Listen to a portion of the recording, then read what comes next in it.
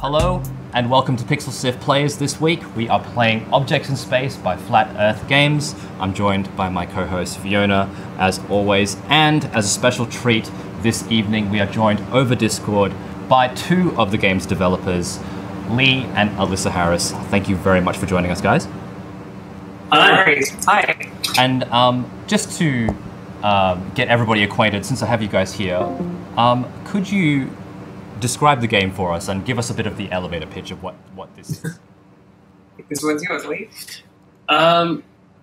Okay. I'm trying to decide just how much I want to get into like wanky PR mode, but absolutely go into full wanky PR.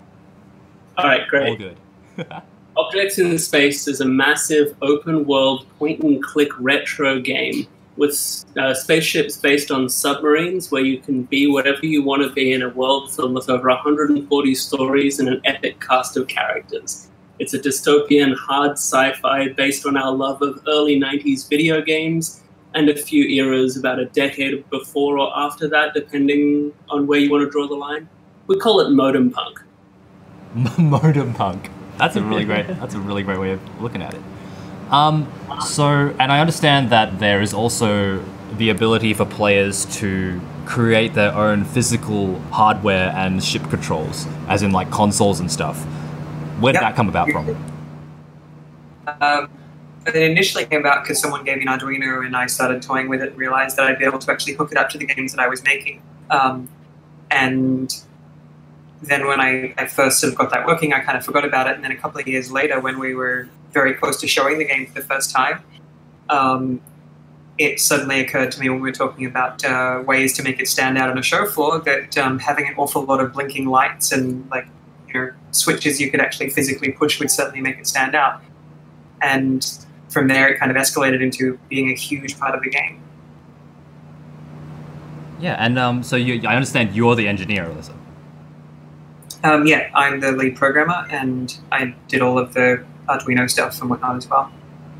That is really admirable, because when I look at all that stuff, I'm just thinking like, oh man, that's beyond me. Like we've been looking at pictures of like people's setups, not just your own, and it's just so many lights. Well, I can barely set up this mouse and keyboard without it going astray.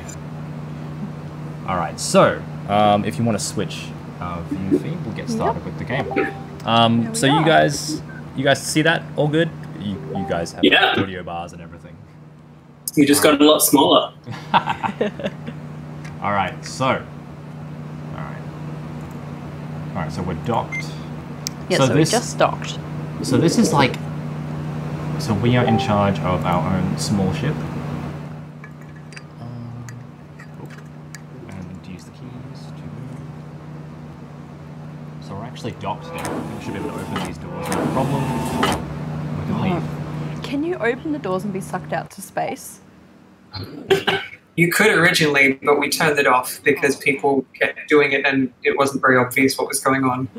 Oh, wow. I'll admit I tried that earlier, like when we were testing this game. I was like, I wonder if I can vent myself. And it didn't work, but yeah. Alright, so we'll talk to these guys on the space station. So this is kind of like our universal translator, like in Star Trek. Yeah, it was kind of, we wanted an excuse to allow you to have an interface to talk to people without it being something that was just like a HUD. We had a golden rule where we didn't want there to be anything in the game world that you were interacting with that wasn't existing in the game world. We broke that rule a couple of times, but frankly, I think we were so subtle about it that if either of you can tell me where we broke those rules, I'll give you a high five all the way from the city. Oh, man.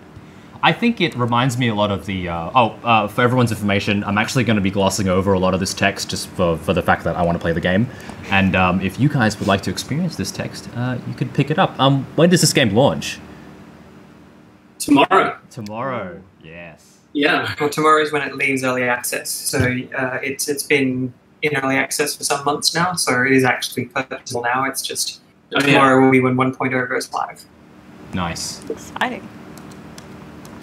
Cool, so you can pick it up on Steam? Is Steam the only place? Steam and GOG. Steam and GOG, excellent. Alright, cool, so... Alright, so I've just skipped over all of that. Alright, let's have a look. Welcome to Gasport. Airlock 3. Alright, gotta remember that. For some reason I read that backwards and read 3 airlock. I don't know why. Alright, so we can move around. Uh-oh. Oh, here we go. Airlock's this way. Nice. Okay. I just thought of a really good answer to if anyone ever explicitly asks, why did you want to do submarines in space? I can say it's because we wanted our game to have depth. I love Is that it. on the box? Is that going to go on the box when it comes out? Oh, I hope we get a box. That would be amazing to get. I would do a lot to be able to get a big box, sort of 90s style sort of thing done for this game. But yeah. So where did the inspiration for the art style come from? Because it's really interesting because it kind of blends. It kind of reminds me of Aliens almost, like it, and that kind of art style. What do you mean, the retro style thing? Yeah, or yeah. Like well, I mean, there was a whole bunch of different factors, but because the actual original prototypes of this game were in pure pixel art. So it was really basic, but quite pretty picture, like 2D pictures of the inside of the ship and whatnot. So if you clicked on a monitor, it instead of zooming in, it sort of immediately appeared full screen. And when we started looking at doing 3D instead, we decided if we're not going to do pixel art, we should do something basically just as retro. And so we kind of wanted something that had that feel of mid to late 90s 3D, but it's the feel, not the actual limitation. So, we've got a lot more colors and we've got real-time lights and things like that. But we still wanted to give it that feeling of, as if you were playing something from the Quake 2 era. Oh, yeah, okay. I see that. All right, so we have someone in the chat, Flashman, and he asks, is Objects in Space a Firefly reference? Yes, it is. Very much. Nice. Yeah, we were talking about what to call the game very early on. Elissa suggested Objects in Space because it was an awesome name, and it was the name of the last episode of Firefly. And that was partly wise because it sort of evoked that, we're lonely, we're out in space, there's no one here for hundreds and thousands of kilometers in any direction sort of thing. And so we just went and checked, and apparently major companies like Fox or whatever do not trademark the episode names. Okay. So I think we're in the clear. And then I kind of figured, hey, if they did decide to turn around and sue us, I could do a big press release saying we're being sued by Fox, a little brother and sister team who work on scrappy laptops that are 5 years old to bring you indie games are being sued by a mega corporation. And I figured that would work out really well. And if in the context of all of that we could announce a name change, then free publicity. Nice. So pretty much just annoy Fox. That's the moral of the story. Well, we've got to get back at them for cancelling the show. Oh, absolutely. No. Is every now and then you hear of a organization that's trying to bring it back, and then you get excited, and then it kind of fizzles out.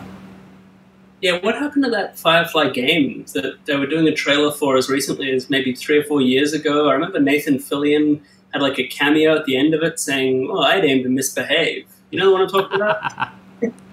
I think I remember there being a trailer. I don't remember that. I think I remember coming across it. It sounds super familiar. I think it was just called Firefly Online, but I might be wrong. Yeah, I think it was. I would imagine it was probably one of the many things that suffered when they realized that MMOs had kind of, the bubble had largely burst because there were just too many of them. That was when, WoW was at the peak of its power, I think, about 3 years ago, wasn't it? Yeah. All right, so I am fumbling a bit, to be honest with you. What should I be doing now? Head to your right. Head to my right. Further. And you can either talk to that gentleman there if you'd like, or you can... Okay, there you go. Nice. All right. Do you look after these terminals? Yes. All right. He speaks Polish. That's awesome. Oh, so this is translating not only alien languages, but human languages. Yeah. Yeah, so you made like one of the things we wanted to do is that when you meet people all throughout this colony, they speak all manner of different languages, and hence the text terminal is that while a bunch of them will speak English and whatever language it is that you imagine that your player actually speaks, it doesn't really matter, it all just comes through that way. Mm-hmm. So yeah, Reggie's just explaining what the monitors on your left do. One of them is your ship broker, where you get to buy new ships. Yeah. Ooh. So he mentioned that I could sell my ship for possibly some money. Would I go to the ship broker for that, or is that only for buying? Yeah, you go to the ship broker for that. It's all one transaction. Reason being, we didn't want people to be able to sell their ships so that they never got stuck without a ship. Like if they sold one and didn't have enough money left over to buy a new one, right? We just didn't want anyone to ever end up in that dead end. So it's always a trade where you're getting some value for your old ship. Yep. Okay. So if we select, let's select, which one do we want, V? Ooh. For sale, second hand. Oh, these are brand new. Right, okay. Nice. Trade-in value. Okay, so I can actually have all of these. Whoops. You can have one ship at a time, but I think you'll find you can only afford one of those. Mm-hmm. Okay. Yeah, so we can get that one because our trading value is higher than the ship cost. Right. Wait, maybe I can't maths. No, okay, there we go. Yeah, right, so money after we have 3,000. I'm assuming that's credits? Yep. Yeah. Cool. I think if it was cents, that'd be a little bit mean. Go $35. Go make a name for yourself. It's like, wow, inflation you can afford works one cheap bottle of vodka. We get to the future and we revert back to 1 cent and 2 cents. All right, we bought the ship. Nice. Okay, sold. I sold my antique pod, and now. All right. Bounty hunting. Ooh. All right, I think we should haul some cargo. I think we. You work for the United Leon Space Enterprises. Wow, I've been in this part of the galaxy for like 10 minutes and I've already got a job. Wish that worked in real life. We just need to go to the far reaches of space to get jobs. Alright. Grab your first contact. Alright. Cool. Nice. Alright, commerce. Contracts, here we go. Alright, 25 oxygen. Yeah, why not? Let's take it. Let's do it. Accepted. Easy. It's apparently easy. Alright. That's what we need. That's what we want. Oh, contracts. Oops, I keep opening this universal translator. Oh, hello. Greetings. Ah, yes. I am new. Oops. Press enter. Okay, great. Always need me to... Everyone in space is so friendly. It's not like in Star Wars where they all don't like the look of you. Alright. It's a gas mining colony. Okay. I think we kind of did the characters at the start very enthusiastic, quite intentionally. Like, this is a really, really bleak game. Like, as you get further into it, a lot of the side quests are about people who are really in dire situations or have some, like, really awful lives, or there's potential tragedy that's going to befall someone. And we kind of got to the end of it and realized that our world was just quite upsetting. So we just made a lot of these little introductory characters that serve as your tutorial NPCs, not only a little bit more happy, but outgoing and like really stoked to see you. So I guess what I'm saying is, don't worry. The brutality is coming, is what you're saying. Yeah. All right, cool. Let's get flying. Wheel.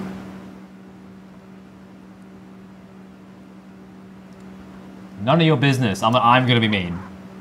I'm going to be the mean person. I can never do that in games. I don't think I've ever seen what happens when you hit the mean option in Fallout 4. sometimes like you go for the neutral option and your character just goes, "Oh, I don't think so," and it's really mean, and you're like, "Oh, Yeah. I didn't want to do that." Like Fee and I have been playing Life is Strange, and sometimes you think like It sounds like the really nice option, but then it's like Yeah. super aggressive and angry. You're like, that's not what I wanted to click.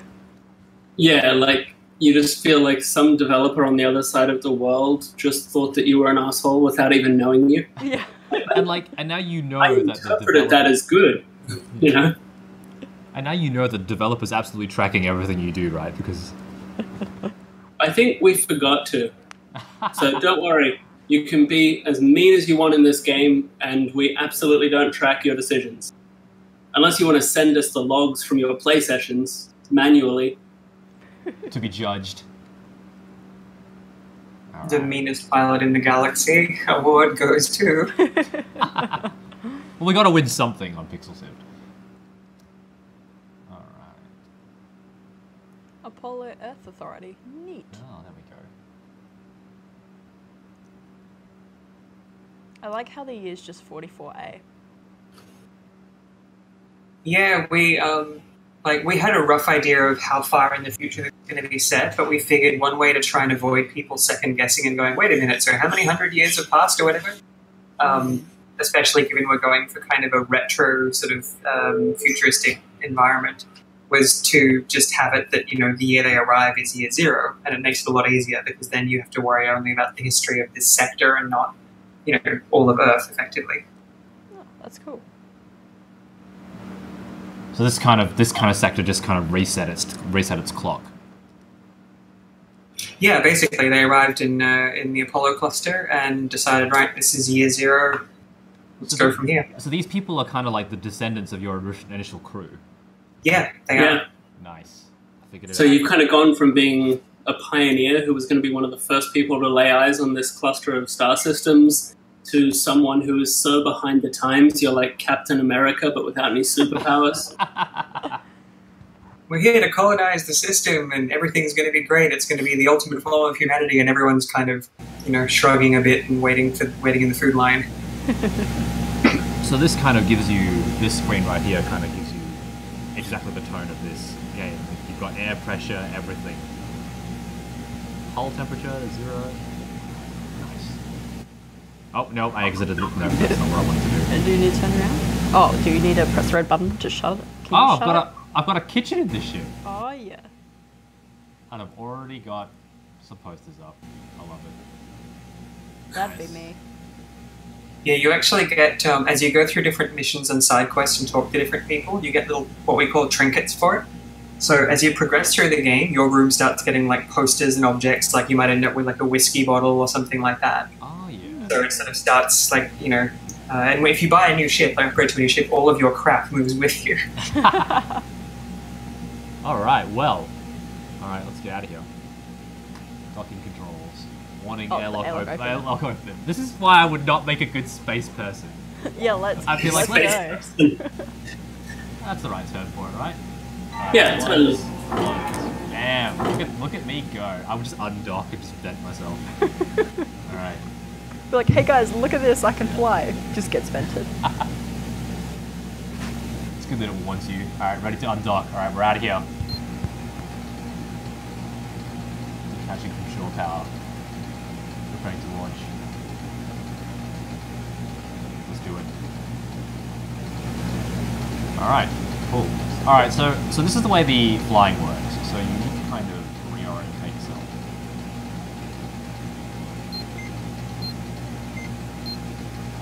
Uh-oh. I am using the power. Do you know I really did turn off my RCS. Okay. Do you know which direction we're supposed to be going in? Sure, I know. Look, yeah, further back maybe. Alright. That PDA that you just pulled open, Yep. if you hit tilde, it toggles between the different functions, and one of them tells you all the quests you have accepted. Oh, okay. So the contract that you picked up will be in there if you need a reminder of where you said you were going to go. Nice. So wait, That's what super helpful. do I need to press again? Tilde. What was that again? You can click on the things on the top too. Little Oh, icon. right. Yeah. These ones? Yeah. Oh, okay, cool. Alright. Important to Ah, here we go. There we are. 25 oxygen. To Prefect Outpost. Prefect Outpost. So that's where we need to go. Nice. Okay. Alright.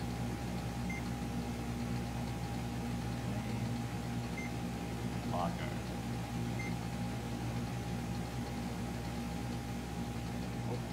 So both of those moons are references.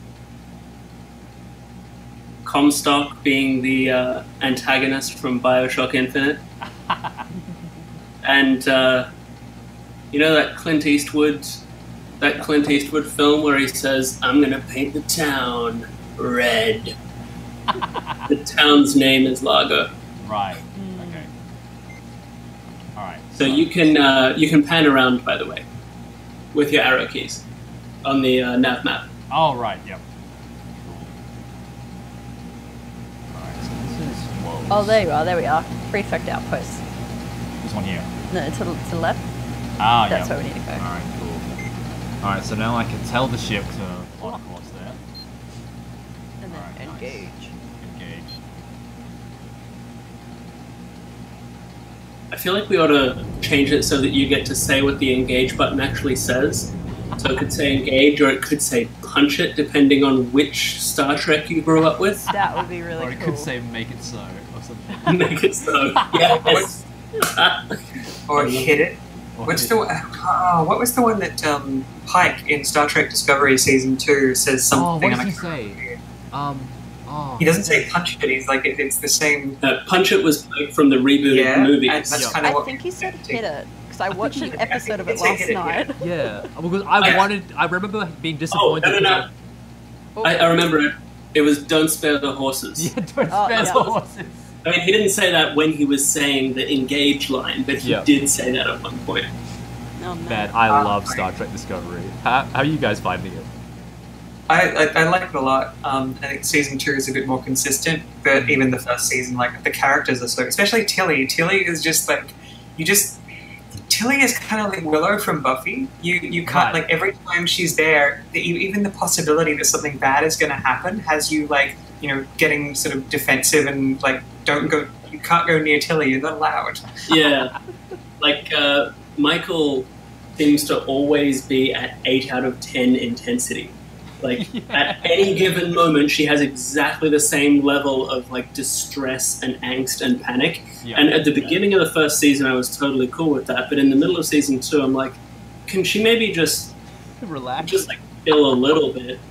Like Tilly, on the other hand, when she's distressed, there's reason for it, and when she's happy, there's reason for it.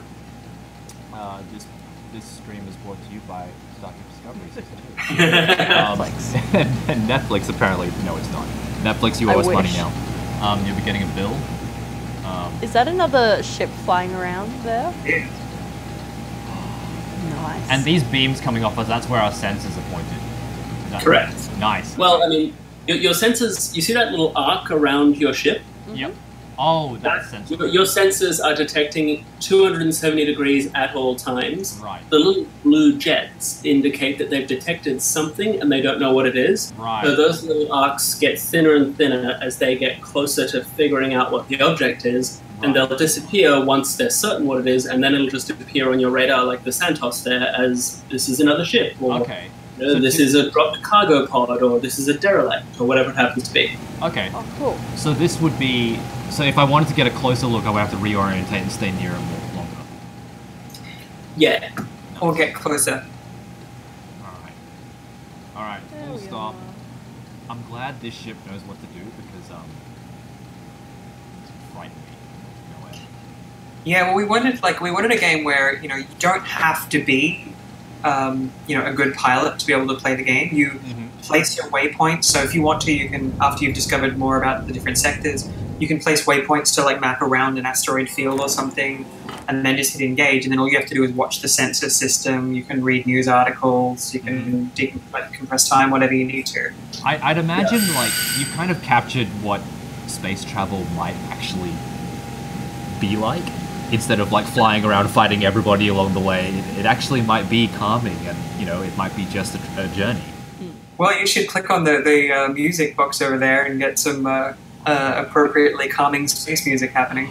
Yes, music. Let's go. Let's do it. Endless void. How fitting. This is so good. All right. Yeah, there's a whole selection of musicians. Most of them are from Sydney, and there's I'm just going to stop it before we go any further. Is that going to, do you think, get picked up on copyright on YouTube? I doubt it. There's only one track on here that was not an original track for the game, and it was from the UK, and it was someone's SoundCloud, so I don't imagine it's a problem. Okay. But the thing is, all the artist names on here are real people that you can totally look up if you like their work. And if you want to see them live, you're going to have to go to the future and see them in space. Yeah. They all live here now. All right, so I've docked. I managed to get here without incident. I'm opening the airlock. And then we get sucked in. And then we get sucked in. I make a hell of an entrance. I really wish you guys left the get sucked out thing. Like if you bought like a cheaper ship with like shittier safety protocols. Well, look, if the game was cheaper and easier to make, then I would totally do that. I would just leave those options in there so that you can kill yourself by hitting the wrong button right at the start. But, unfortunately, we still have to, worry about the fact that, we need people to not, kill themselves within 2 seconds and then storm off in an understandable huff. Yeah, that was acceptable in the early 90s. We grew up playing stuff like Space Quest. In the first Space Quest, if you made it out of the second room without accidentally dying somehow, it was, amazing. And you'd have to restart the entire game unless you manually saved every time. And that was considered acceptable game design. I don't know what Sierra were thinking, but either way, we were gripped because we were kids, we were playing this stuff because, that's just how games work, right? You get severely punished every time you make a mistake, and you have to get better and better and better. Well, I absolutely would have killed myself if the ship didn't stop me earlier, so I very much appreciate it holding my hand. Well, I mean, there's interesting ways to die in this too. Like if you really just want to see what happens, I recommend driving into various nebulae, an asteroid field, get very close to a star. That can be interesting. In fact, funny story. When we were doing a lot of the early development in this, I just finished building jump drives. And so I needed to test to make sure the jump drive worked. You just go to the contract screen to finish your contract. Oh, right. Oh, right, Yeah. Up here. No, on the other monitor on the space station there. Oh, this one? Sorry, Elissa. Yeah. Oh, okay. Right. Yep. Cool. Contracts and complete. Deliver. Hey, I did it! We did it without dying. Whew. Nice. So I had just finished building the jump drive code, and I put a jump drive in the ship and got everything set up and hit the jump button and all the animations played, and then suddenly the game just stopped and then crashed back the log and said, the ship's destroyed, and we didn't have any menus or anything at that point, so basically just the game ended. I'm like, why did I get destroyed? And it turns out I had made a small mistake, and when it jumped to the next sector, instead of correctly setting your entry point, it was setting your location to 0, 0. And unless you're in a binary star system, 0, 0 is the exact center of the star in the middle of the star system. So I had accidentally flown right into a star. Oh, wow. I thought it was put you in the center of the universe where nothing was, and we also had a similar bug where for some reason we were trying to play a multiplayer scenario. This is years ago. Oh, yeah. And for some reason none of the pirates were appearing. So we put on an omniscient mode so we see everything that was happening. And every single pirate, for some reason, as soon as they spawned, was navigating directly towards the heart of the sun and killing themselves. Almost exactly the same thing of, there was a calculation error, so the number went from the coordinate to 0 for both the X and Y axis. I Right. call that bluff mode. Alright. I picked up another bounty. Oh, not bounty, sorry. Job. Deliver 8 computers. Oh, nice. Okay. In Leo. Alright. Alright, so Where's Leo? Moon. Please stop me if there's a better way to do this. Yes. There is? I'm sure there is, yeah. At the airlock on the space station, you need to request undocking permission before you're able to undock. Right. I did it again. Oh, it says it right there as well. Yeah, warning, docking recruit. And now, the truth of space travel, bureaucracy. We actually, like, we made it easier than it was in early alpha. We actually had, in very early versions of the game, you not only had to request permission to depart, but you had to request permission to dock. Right. So when you were in space, you had to actually hail the starbase, request docking permission, and it would issue you with a docking port. And if you didn't do that, then when you docked, it would, like, you know, their auto dock system would catch you, but then they would fine you for it. This is actually awesome. It's just we've slightly streamlined the bureaucracy from the early versions, but the engineering is more complicated than the early versions. Sorry, continue. I was going to say one of the reference points was Elite, like the original Elite, which we played a lot of as kids. And if you ever played, you'll know that docking was one of the most difficult things to do because the space station was subtly rotating. You needed to figure out a way to make sure you were pointed directly at the airlock and rotating at exactly the same speed, because if you clipped anything even slightly, it was an instant game over. So you're like Matthew McConaughey in Interstellar. That's what yeah. Look at us with all our nerd sci-fi references. All right. Oh, and by the way, the right mouse button comes out of any monitor.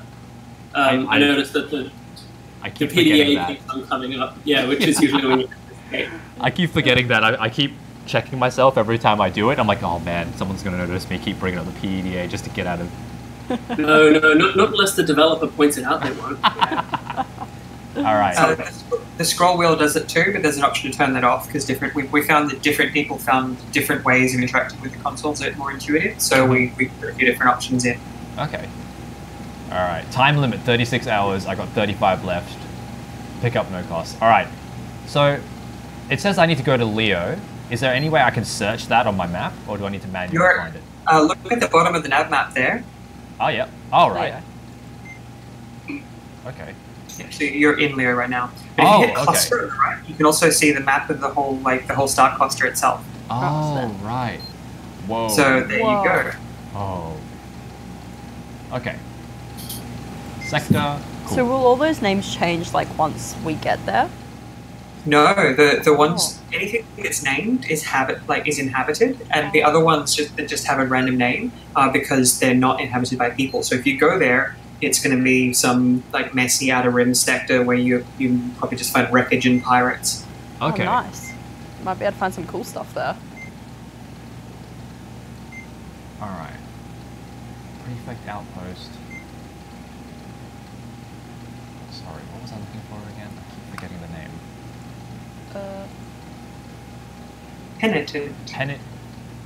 Penitent commercial. Okay. Please excuse my pronunciation. Okay. Redemption, no. Winfield. Redemption was definitely something I was worried was a bit on the nose as far as Red Dead goes, but there's a lot of American-style names in this star system. Every time I see the Borland Bryant, I keep on thinking, for some reason, I keep on thinking of Guy Blomberg mixed with Bryant Bart, the website. And I'm like, that is not, neither of those are intended as references, but SBS one time had Guy Blomberg on and changed his name to Gabby Borland for reasons no one can understand. So whenever I see the Borland Bryant, for some reason I'm reminded of Jörg on SBS getting his name misspelled and that awful website. I think Gianni got the reference in the chat.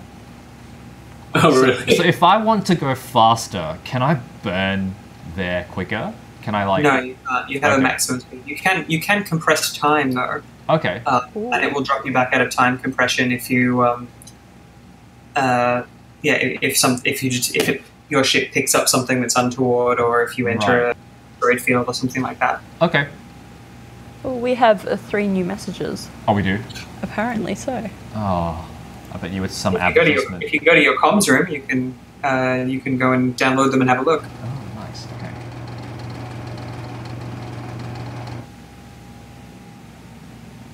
There you go, comms on the right. Ah, nice. Well, hang on. I think I need to download them first.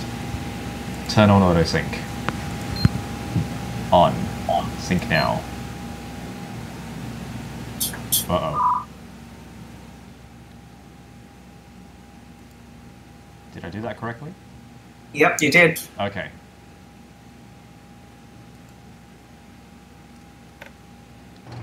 Oops.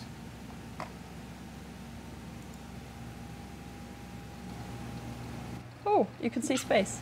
Oh, wow. So notice there are not many windows on this spaceship. No, there's actually only 2 windows, and one of them, if you open up, you'll see why the window is normally closed. Right. Okay.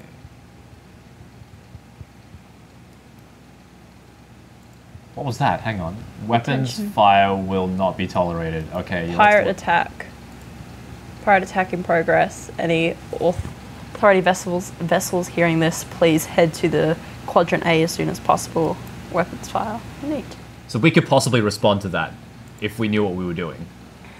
If you don't have any weapon systems, but Oh, okay. So let's not go there. So how would I read those messages? go to the computer in your comms terminal. So in the comms room, the left is like the control thing, and then the right is your actual computer. Okay. And then... So you'll have to use a very 90s input method. Right. You'll have to use a keyboard.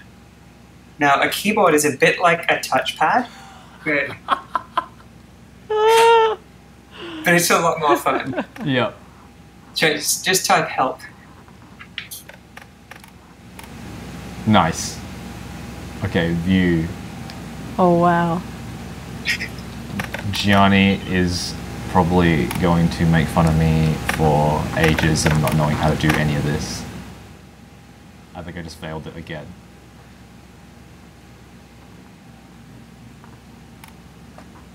Did I not do that properly?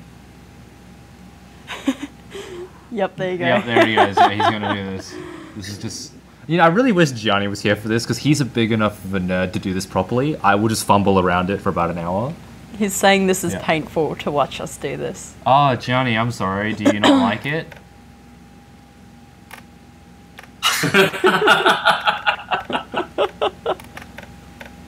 You should make this a I think, do you want us to type in dir? Oh, DIR. Hey, look at me go. I have no idea what I'm doing. Nailed it. Alright. File count 5. Ooh. We should try type in hello world. If you type in hello world, does it do anything? Did we do something for that? I feel like we did. Oh, damn it! Oh, man. I really thought we added like a tiny little thing where it just says hello back or something. 2 emails received. That would have been really cute. Uh-oh. Oh, here we go.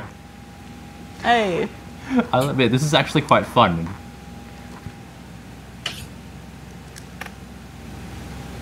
Urgent need for passenger from Panian Commercial to Columbus. Okay. Oh, he wants passage. Warning, EMP detonation. Uh-oh.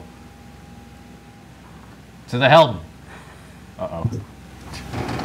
I did it again. I opened the PDA. Alright, we're almost there. Do we need to do something? I mean, we're still going, even though someone detonated EMP. Yeah, there's a lot of stuff going on over there. Are they fighting? Yeah, some pirates and some authority ships are probably duking it out from the sound of things. Man. Definitely 2 torpedoes that were let off. But I don't know if they're... Yeah, they're off on the other... They're at the other side of the star system, I think. Oh, okay. Well, we'll definitely maybe avoid them because I don't have any guns. This is true. But maybe after this mission, I'll be able to afford some guns, maybe. we kind of deliberately made the game in such a way that it's not combat focused by default. Right. Like if you want to get into it, there is an incredibly complex combat system, which is, the sort of thing that if you're a military sim fan, you can really sink your teeth into. But we kind of also wanted for people to just be able to play as pacifists, to only carry weapons which are defensive things, like only have countermeasures or short-range defensive guns and that sort of stuff, or to just avoid that altogether. So we sort of had like in game dev. Sorry, I'm going to sound like a massive wanker for a moment. In game dev, we tend to have like a notion of a few core pillars that we want to adhere to for any given game. So, one of them might be exploration. We want to make sure that we're encouraging exploration, or one might be excitement, or that sort of thing. So one of the things for this game was player choice. You'll notice there's not a lot of hand-holding going on, and we're like letting players run around and take whatever contracts they want to. If they want to get really violent and engage in piracy, they can, but they can also completely avoid it. Yep. I appreciate that because, I also like how it did hold my hand a little bit and not let me vent myself. That was good. Oh, wait, hang on. I need to... Do you need to ask permission? I need to ask permission to leave. There we are. Nice. All right, just took another job. Oh, yeah, I'm just going to show you something. Oh, absolutely. Look at all those screens. Those little icons are like the tabs to look at the different functions. So if you look at that one, you'll notice there's a little button up the top there. You can switch between modes. Okay. Oh, yeah. Right. So here is where you can actually pay some credits if you want to not only change your, like, the name of your pilot, but also your ship name. But we're terrible people, so we added a bureaucratic fee. Oh, absolutely. I'm doing that. So this is your personal name. Oh, right. Your ship name's the one underneath. Oh, okay. All right, well, we'll be Fiona. Fia, okay. Yeah. And, oh no, I went out of it. No, I pressed the wrong button. Like you had. I like how it stays there. Name it the Gianni Mobile. Oh, I'm gonna name it something. Oh man. Knew it. Okay, cool. Hang on. So we had a bit of a debate internally about whether or not to allow players to name their own ships. Oh, yeah? Specifically because we were like, but yeah, what if they named them something silly and it just like constantly reminds them not to take the game very seriously? And we weren't sure if we wanted to allow it for that reason. Well, I think you made the right choice. And this was definitely worth 200 credits. 200 credits. I think that was part of the reason why we put some money attached to it. It's like, fine, you want to name your ship something silly, go ahead, but we're going to charge you. Absolutely, it was totally worth it. I think we just spent our entire all that paycheck on that. Hang on, let's see. Nope, I've done. No, I was meant to push that button this time. Okay, cool. How much is the reward for this? Oh. Gianni said call it the Pixel ship. Oh, well, sorry, buddy. We didn't call it that. Oh, so it doesn't tell you the payment that you're going to get? Or does it? Click it. I believe if you scroll down, there's... Oh, nope. I keep forgetting that I need to push buttons. There we go. Sorry, we're actually playing this on a really big TV. Oh, do we not? Which is not the best for the fine mouse movement. Also, I'm not really good at using the mouse. Which one going tomorrow? Okay, it's interesting. All right, we're going tomorrow. All right, let's do it. We're going. Ego. I can apparently leave. Yep, you paid. I am so glad you showed us how to change the name of the ship. This has made... Oh. Alright, I'm closing the doors. Does anything happen if you just shut one door, or does it force you to shut both doors to leave? It won't let you undock unless you go both doors. Oh, man. Nice. That's kind of cool, though. Well, actually, that's not entirely true. Like, you can open one door but not the other if it's in the right sequence. So, like, for instance, I can't remember which way around it is, but basically, like, if you're in space, you can open an inner airlock as long as the outer airlock's closed or something like that. But, yeah, we tried to keep that stuff... we tried to give as much freedom as possible without letting yourself do anything too stupid. Right. That sound just then sounded a lot like the beginning of dial-up.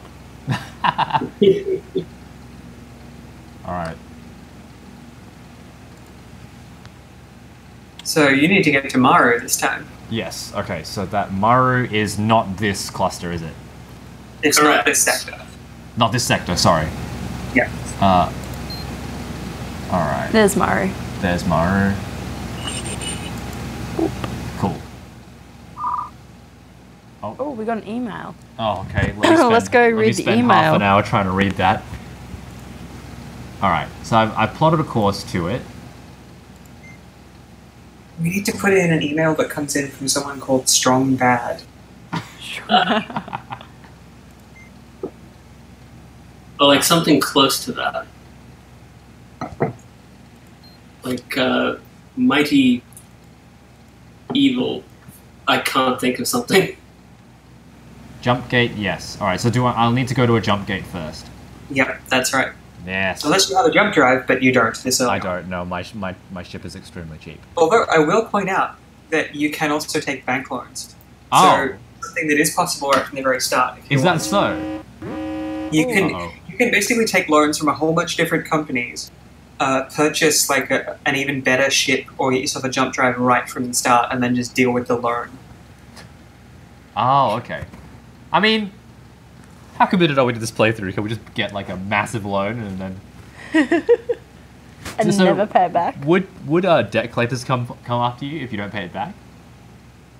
Yeah, and on top of that, you tend to... if you get a loan from someone, it affects your political standing in the actual sector where that company operates. Oh, wow. Alright. Plot to the jump gate. Engage. Should we go read that email?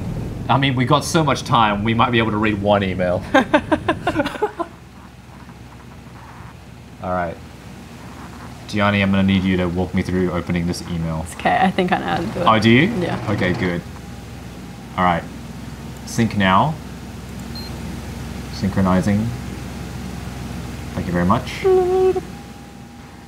Did you ever consider maybe adding multiplayer to this game in the sense that, like, you could be, like, on the bridge of the Enterprise and someone could be in charge of communications and, like, somebody... There is. Oh, there is? Yep. So, oh, man. Gianni can be in charge of this bit. There is a... Yeah. Yeah, it's still somewhat limited in what you can do with it, but there is a server application with it, and there's a LAN option from the menu. We should definitely try this. So you can actually connect. It's not built so that you can control the one ship, however we don't stop you from doing it, because that's certainly something that we want to do as we add more features to it as time goes on. That'd be wicked, because then we can get Gianni to do all the things we don't understand, and we can just try and make life difficult for him. Yes. Alright, so what should I do? I think it was help. Alright, it was help? Okay. Help. And then... Alright. Dur. Oh, right. Yeah, I completely misread that. I thought, yep, cool. Yep, I know what I'm doing. There you go. Then mail.exe. Execute. I know so many people that would love this part of it. Like, this particular bit. Alright. So I read that one. Oh, wait, no, I didn't. We got in, the newest emails from the Leon Empire. Okay. To me. To Fiona, your details have been changed and your request... Your new ship name, Johnny Sucks Big Butts. It just occurred to me how Australian that is, because we had the subject line of the email saying Rego details changed, not registration details changed. That's so good. It messaged me, and I have that there. Oh, man. That gives me a good idea, though. We were talking about changing the name of the engage button. We should change it to say Fang It. Oh, no. Why did that do that? Okay, I may have just tried to take a screenshot. Whoops. Whoops. Alright, so we go back. No. Alright, hang on. Return done. Alright, let's read this one. Oh, thank you for your recent completion of the contract. We offered to transport the goods from Perfect Outpost. 109 credits have been transferred into your account, which we used to change our name. To change the name and shit. Oh no. Oh man. Uh-oh. New contact bearing. Okay, well let's continue to read emails because I feel like we've got this far. We might as well keep reading them. Oh, contract. Oh. 123 credits. There we go. That went towards our name change as well. So for those 2 missions, we earned 232. 232, but then we spent 200. Update. Oh man, it was worth it. There is a little bit of spam in the game. A little bit. Like, I think there's only 2 or 3 instances of you receiving spam, but they're not emails out of the blue. Mm-hmm. They're beacons. Like, if you're flying all the way out in deep space, occasionally you'll come across a beacon, just like some kind of message in a bottle that's been left there. Oh, and okay. most of them are like breadcrumbs. You know, they're interesting tales where if you pick up all of them, you get a sense of what's happened to some ship or other that's on the other side of, you know, the cluster and has had some, you know, awful fate befall it. Right. But once or twice it's spam. Space spam. Space spam. Do we already read Neil's comment in the chat? It's not too late for a day 0 patch for Fangit. I think you should definitely implement the button to change your engage button to something else. I kind of want that like as an options thing. Just you go to the options menu. What do you want your engage button to say? Because so many people, like when they have that moment, they're always thinking of what's the thing I want to be able to say. Engage, make it so. That's Oh, hotkeys and tips. Ah. This is an old email left over from the beta. Oh, really? Yeah. Alright, well, that'll be useful. Spacebar recenters the nav. Okay, tab brings up and puts away your PDA. Yep, good, I know that one. Cool. I really like how you've made everything feel mechanical, even though like I'm playing on a very basic keyboard. It kind of feels like I'm using one of those massive, like, big clicky buttons that they use to fire nukes. To fire nukes? Yeah, you know in those like, movies. Why is that the first place your head goes? I mean, you know. Well, we wanted that very retro feeling, and so one of the things is those monitors tend to work at 320 by 200 or a similar resolution. Oh, okay, yep. Also, I found the window. We actually ran into problems with that, which is that, like, you know, in order to render this text, we have to render it at a very low resolution, and the same with our UI. And so it means that we've got the problem of that, like, when we're building the UI for all of these screens, we have the same, like, limitations and problems that people designing UIs in the 90s for a 320 by 200 display ran into. Okay. We can send emails. We can send emails? Oh. Wait, how do we... Oh, is this what we're sending? Yep. Okay. Enter done, S send. There we are. Hey. So I guess we can't type out an email. We considered it, but then we thought of... Yeah, you really don't want me to do that. And naturally try and figure out what was being said and respond to it. Although it would be funny to have like Google level quality language parsing in a game that looked like this. Okay, so our reactor's still going. Are we there yet? Yes, I did actually ask that question. We're actually almost there. That was a bit quicker than I was expecting. Well, I mean, it did take us a while to read that email. That's a good point. Yeah. We are very slow with reading. Although, it should be noted, the Leo Magella jump gate takes you from Leo to Magella. Oh, really? Yeah. The place you're headed is called Maru. Oh. So am I at the wrong jump gate? Yeah. Oh my god! Oh, that's awesome. So, is there any way to zoom out of this? Yep. Press the minus button. Of course. Why didn't I think of that? Oh, and also if you hold shift while you're panning, you pan faster. Oh. Oh, there you go. Oh. It's all the way over there. Oh god. We've just docked. Oh, we've docked. Oh shit. Wait, do we have to get out and ask permission to leave? Oh no. We have to pay money? We are not very good sailors. We are... Oh my god, I could really have full funny. stopped 2 seconds ago, I didn't. Oh no, we're not there yet. Or are we currently docking? It's a jump gate, so you don't actually get off like a space station. Good. It's all controlled from the bridge. Okay, cool. Undock. Undock. Yeah, we don't want to do this. Good. Okay, cool. So we don't have to pay. Good. All right, nice, because we really don't want to waste any more money. The money we probably do not have. Yep. All right, cool. All right, my HUD's back. I now know what I'm doing. What do you mean waste? That money went to good use. Yeah, actually, you're right. It was a very good use. I can't wait to be good at this game.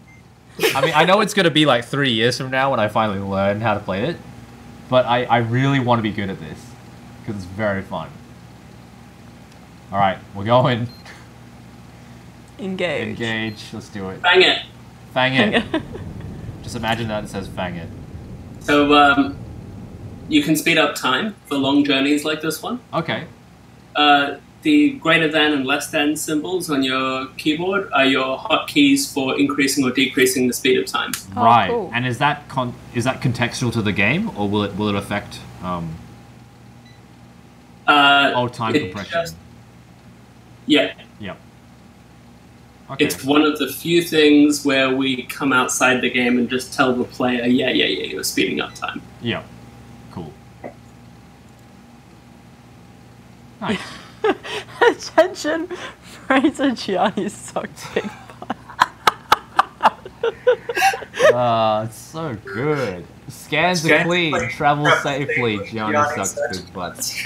Oh, it's so good. It's immortalized. I hope it appears and our thing doesn't break it. Yep, it still appears. I love it. Oh, it's so good. Well, if you're warning, physical damage taken from asteroids. Uh-oh. Are we going Gianni's... to an asteroid field? Where are you? Good question. Physical It's damage taken. Oh god, we're going through asteroids. No. We could have avoided that. Oh no. Okay, hang on. We're already in the middle of it. Cancel autopilot. Full stop. Plot. Yep, get us out of here. Oh, hang on. Recenter. Oh wait, no, she's turning around. Okay. You gotta hit plot. Yeah, so I'm gonna plot a course here out of it. Gianni said, good, I hope the ship gets destroyed. Can we tell it to go slower and take less damage? That almost made the cut for 1.0. It's actually on our to-do list, is if you slow your ship down, you can pass through more safely. Right. It's not in yet. So no. Sorry. Physical damage taken. If we get destroyed, it just ends the game, or does it take us back to a space station or something? Oh, it ends the game, but it takes you back to the last place you saved, and it auto-saves every time you take an action on board a space station. So it would drop you back to the very last thing that you docked at. Oh, cool. Okay, cool. Okay, we're out of it now, almost. Yeah. Oh, go have a look at your helm control once you've got back on course. Okay. Hang on. Full stop. While it's doing that, we're gonna help control. Oh my god, our ship is so screwed. Huh. That's all meant to be green, right? Yeah. Oh god. Oh wow, we would die if we were in space. Let's just keep going. See, it is just a nightmare. I didn't even see that. That's jump. Hilarious. All right. And then we can just deal with it if we survive. It's a good idea, Fee. All right, hang on. We're going over here. We're going to the... Tchaikovsky. Oh, that's a nice name. Okay, plot. All right, hopefully this will keep us out of it. Engage.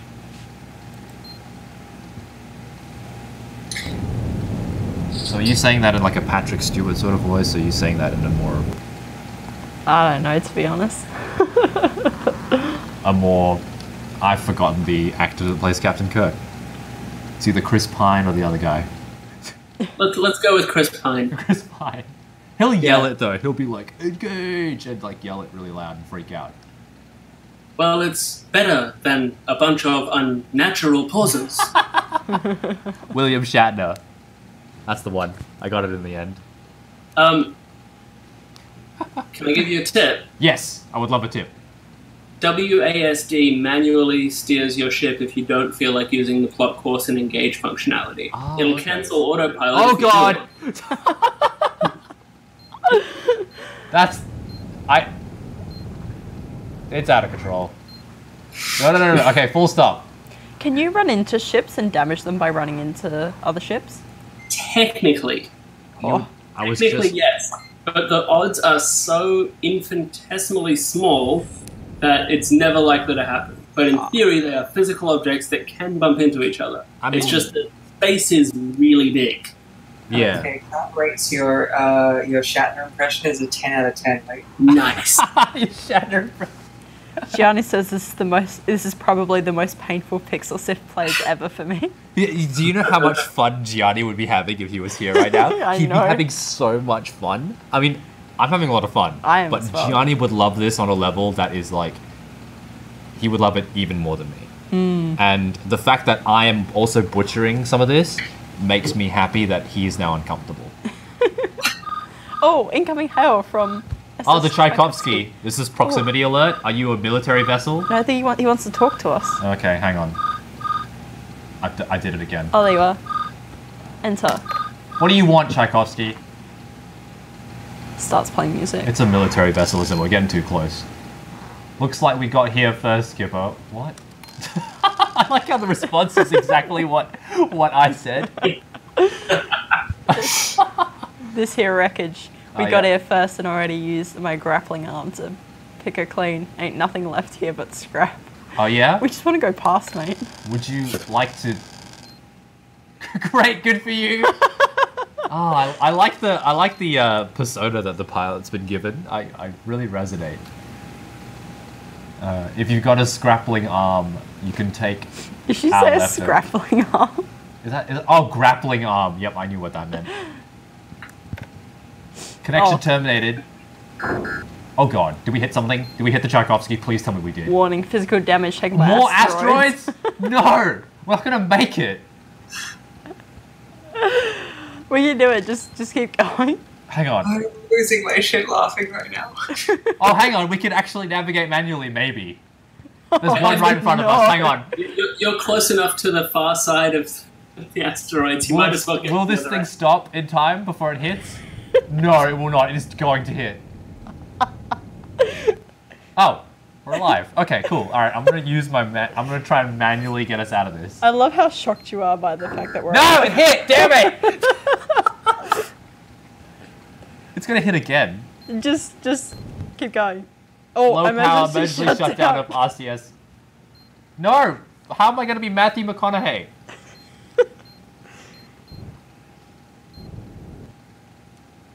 Oh god.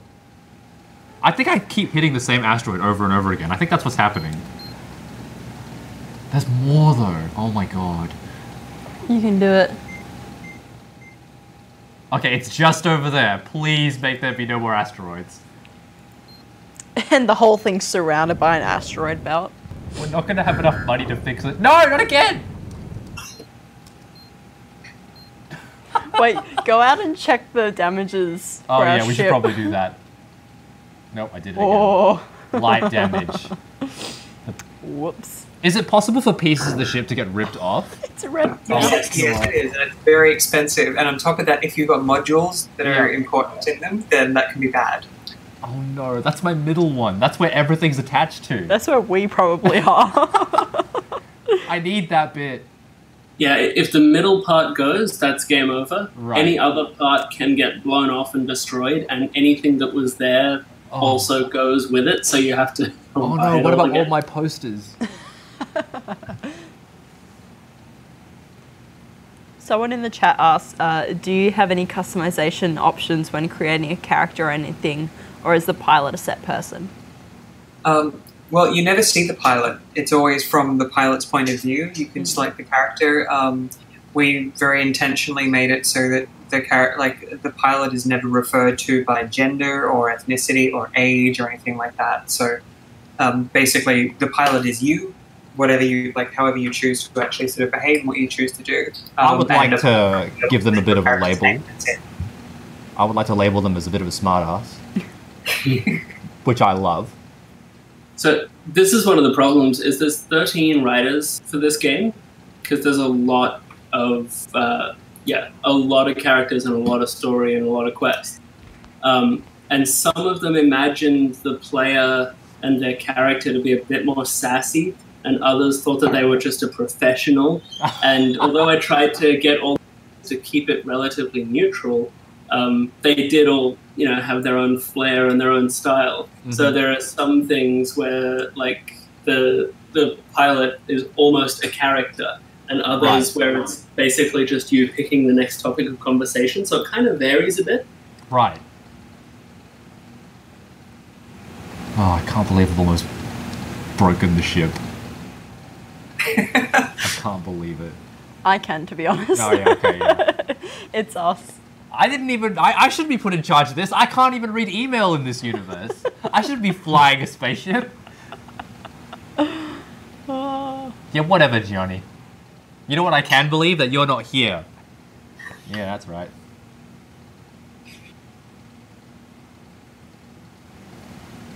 Okay, alright, good. She's stopping. We can finally leave and be on our way. Alright, cool. Okay. Let go.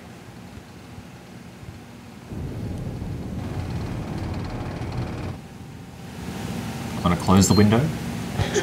There we are. Alright. Look at all the power I don't have. Oh, is the reactor broken? Is that what that is? No, it's shut down because you docked. Oh, right. Okay. Docked. Alright. Pay fee.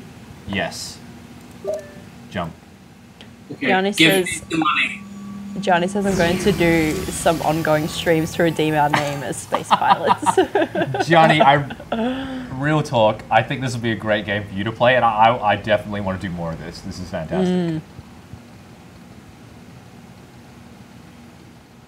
Alright. We made it. Welcome to Maru. Nice. So we have to go. Alright, we now have to go to... it's been so long, I've forgotten where we're going. Alright. Oh, we've got 27 hours left on this. Oh, wow, I can't believe we still have that much amount of time. That's what we get for going through an asteroid field. So if you don't speed up time, how long does in-game time correspond to real-world time? I think it's about 1 to 24 or something. Okay. I can't remember the exact amount, but it effectively amounts to about, I think it's about a minute is an hour. Okay. Or about, no, actually, I think we altered that. I think it's about half that, like 2 minutes to an hour. Yeah, I gotta be honest, it's been a while since we since we decided that. So with the game's like main story and all the news articles and things like that actually happen in the world, we've built the whole thing so that this narrative plays out over several months. Right. So what we've actually done is that your character, like you can pay attention to the news and you can do different side quests and start sort of seeing how the narrative plays out. But if that, or you can just do your own thing. Mm-hmm. But with time compression shifting around, you've basically got, I think the main story takes about, I think we calculated about 30, 40 hours or something. Oh, wow. Okay. Yeah, that's pretty significant. Yeah, it's a pretty huge amount of time. Well, look, we started prototyping this game 6 years ago and began working on it like properly as our main title in 2015. So like there's been a like there's a lot of stuff in this game, and it's taken us a long time to make. I mean, we've only been at it for about how long have we been at it for? Maybe about an hour and a half, and I already think that it's already so rich. May I make a suggestion? Yes, given absolutely. Given the constraints of the stream and that it's getting on in terms of time, try to make your next stop Cox's Bazaar and head to the bar. Oh, there we are, Cox's Bazaar. Nice. I mean, go to the gasworks. Like, finish your contract. Don't renege on the deal. You don't want to sour your relationship with your employers. But after that, I think the condition of our ship is really going to affect our reputation with our employers. Yeah, I just have this image of like the vessel kind of, bits of metal like leaking off it, bits of smoke coming out, just kind of limping up to the gas works. So, I've got your computers, sir. It's like how we let our product be put in this thing. It's like great. And they just watch on horrified as we very poorly leave the dock.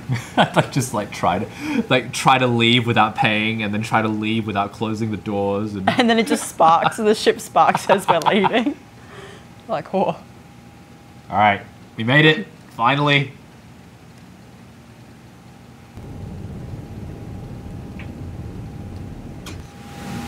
Okay, we're here. Docking clamps happening. Cool. So if I open this window, what does it look like? It's still moving.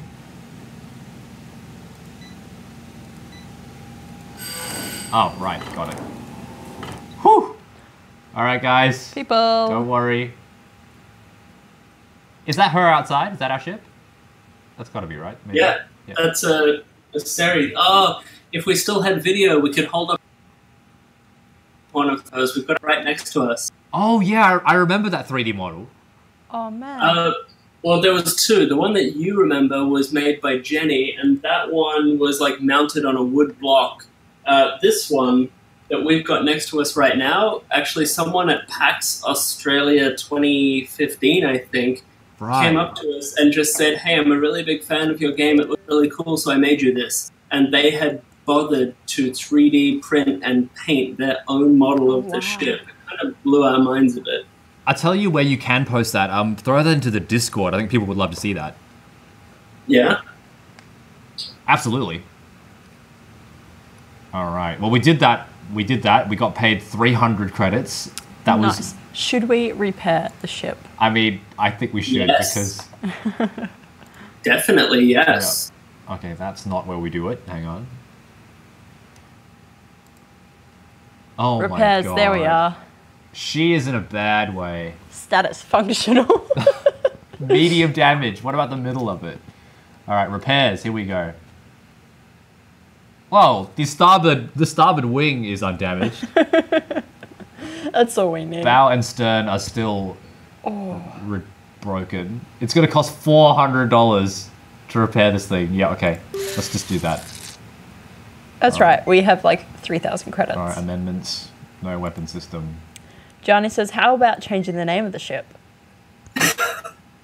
Time to change the name of the ship again, I guess. I don't know. I seem to have forgotten how to do that. Yep.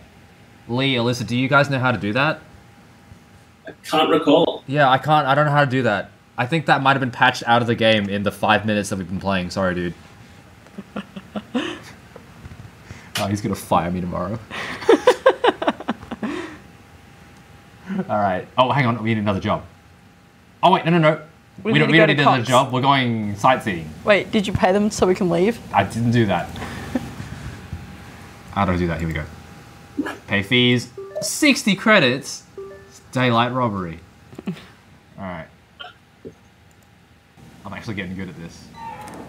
We kind of, those fees are about 100 credits in Leo, which is like right in the middle of the central systems. Right. And if you go all the way out to the outer rim, where everything's a little bit more renegade, those fees are like 5 credits or 10 credits or something like that. Oh, right. There's a lot of opportunities to kind of make money you get away from the middle of the game. Okay. But like, there are more pirates out there. Where do we post the picture on Discord? I would recommend posting it into the self-promotions section. Okay. So I've got Navc here as red. Does that mean it's out of power? No, it means it's drawing a lot of power. Oh, okay. All right, I'm going to turn that on. All right, connect. Oops.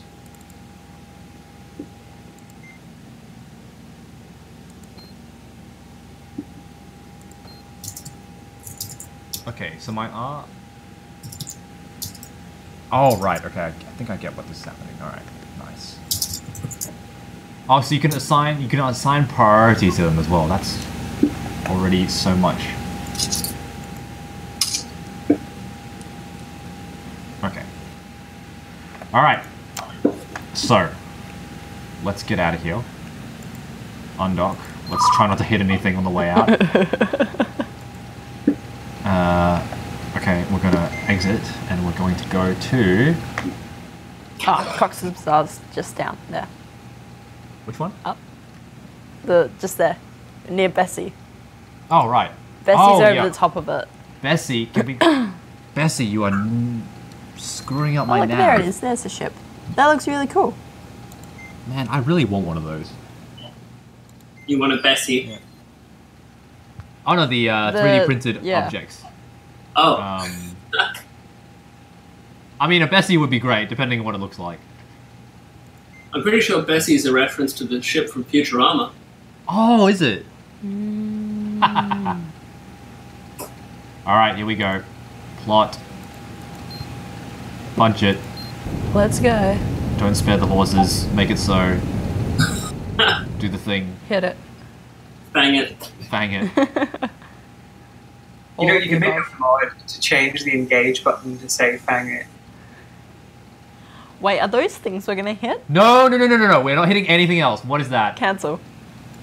Full stop. I'll just collide into it, like... Alright. Alright, let me try and just manually... There we go. Alright, cool. Low power, emergency shutdown. What? God. Oh. We are terrible. We wouldn't last today. Alright, hang on. What just emergency shutdown? What did that do? So a lot of the piloting in the game is based around sort of power management. You see those bars in the top middle of your bridge? Yeah. That one that's filling back up is the amount of power you have. Yeah. Every time you turn, every time you use your main engines, every time you do pretty much anything, it steals a little bit of power. Right. But you're always gaining power back. Yeah. So yeah, you can see you accelerating right now is massively reducing power. Yeah. But the thing is, your generator, which is the thing that gives you power, also gives away your position. Right. So if you're trying to fly safe and not have pirates attack you, then you kind of need to just run off batteries for a little while, and that's when you need to be really conservative with how many turns you make or how many times you use your engines, that sort of thing. Right. Well, that's you'll notice that those other nearby ships flying safely through those objects you were terrified of. Yep. Oh. Yeah, they're fine. Oh, okay. Well. Those are nebulas. They are mostly harmless, to borrow a phrase. Okay. Mostly. Well, I don't know. Every time the Enterprise goes through a nebula, something bad happens. I feel like everything just happens badly to the Enterprise. Yeah, I feel like everything that happens, it's just cursed. The Enterprise can't go 2 minutes without something bad happening to it. And like weirdly, all the crew members are totally fine.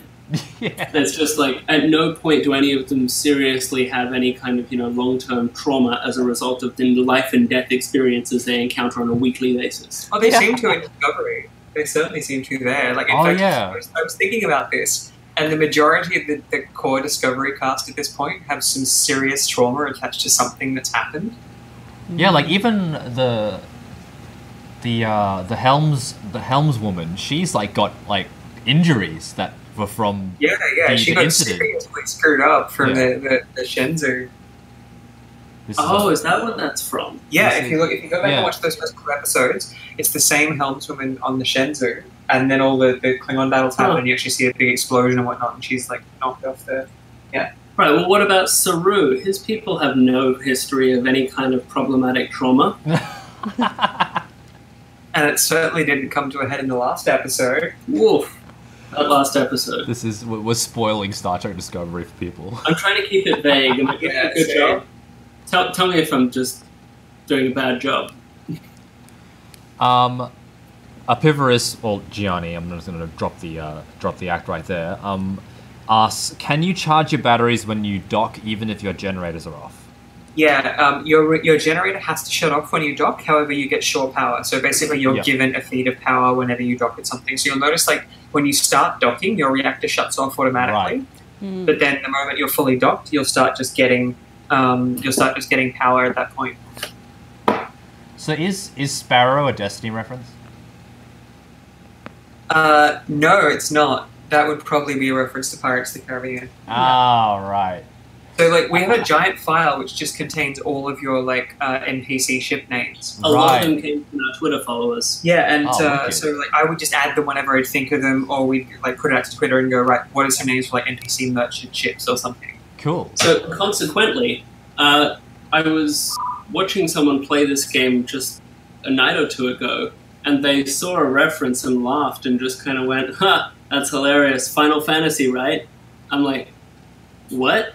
And some of them maybe. And apparently someone who on Twitter responded with the name of something from Final Fantasy, and I just did not realize and went, yeah, that sounds like a ship name, and I put it in. Right, okay. So if you see a Final Fantasy reference, go ahead and assume it's a deliberate one, and that it means I'm connected to you. Yeah, and it was like, we were probably like 2 years into development for this when I discovered the Expanse books, and then shortly thereafter the TV series kicked in. Yeah. So there's a few references to the Expanse in here as well.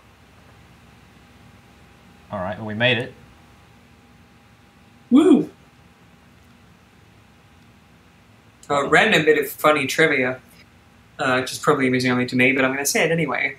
Absolutely. So when we originally built it, I looked at ion drives to look at what the most likely sort of drive system that they used were. Mm-hmm. And the particular type of ion drive that seemed the most useful was a Vasimer drive. And so for ages, all of the alphas and whatnot referred to your engine as a Vasimer drive. Oh, it's still called that. No, it's not. Oh, it is. Not all the places.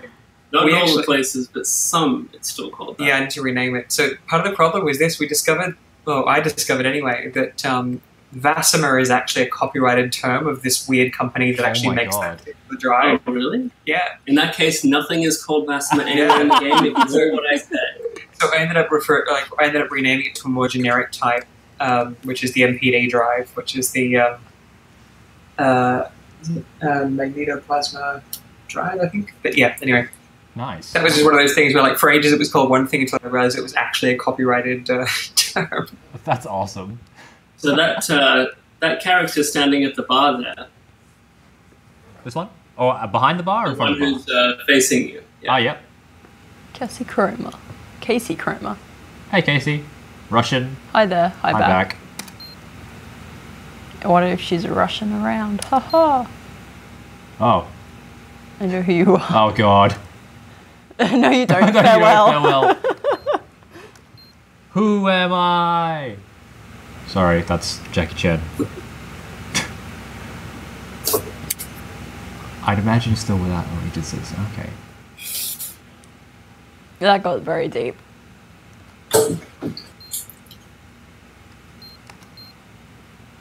Lucky, I guess. Does she have a scar on her nose, or is that just... She does. Oh, cool. Oh, nice. Oh, smuggling. Oh, are we being hired for the brown coats? I think we are. This is it. This is happening.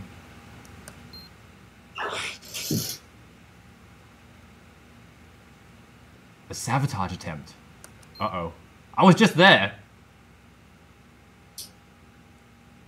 Wow, this chick is really trusting of, like... of this information. She's like, hey, guess what I did last weekend? I'm sorry.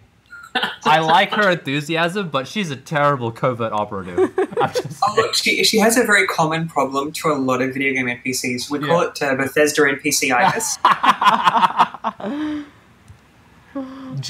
She's a cop.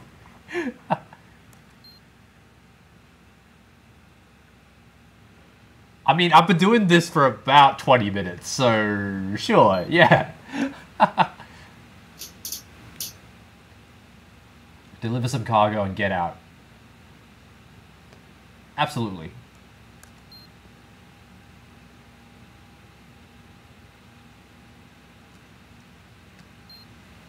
We are agreed, you're a terrorist, but without a conviction belief.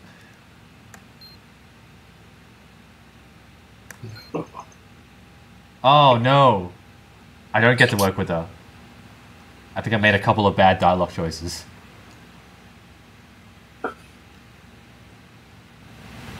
I feel like that's gonna come bite me in the ass later.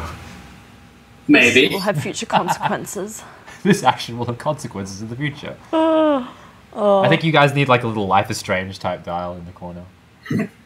Casey Kerma will remember this. Yeah. I should remember this. Like you go to the bar and buy a drink and it just says, this action will have consequences, and a little butterfly appears. Like we were playing Life is Strange on stream, and then we just did something random, like we just picked up a thing, and it was like, this action will have consequences later. We're like, what? Why? Yeah. Put it down. Take it back. I like it. I like that there's a butterfly though when you do that. It's like the butterfly effect thing. Everything has consequences. Yeah. Is that an Octan Lego reference? Where? It is. Yes. It's Oh my god. like the budget brand for like the crappiest components, or one of them anyway, is Octan. And yes, that's a reference to Lego. If anyone's watching and can find me an Octan t-shirt, please let me know. I can be contacted on the Pixel Sift Discord. I will definitely be buying that shirt if you can find an Octan t-shirt. Yeah, we used to play with Lego as kids. When we were like, 8 years old, we had City Lego, a very limited quantity, but we had it. And I remember all the little Octan logos and things. Although I think definitely our baddest ass collection of Lego was pirate themed stuff.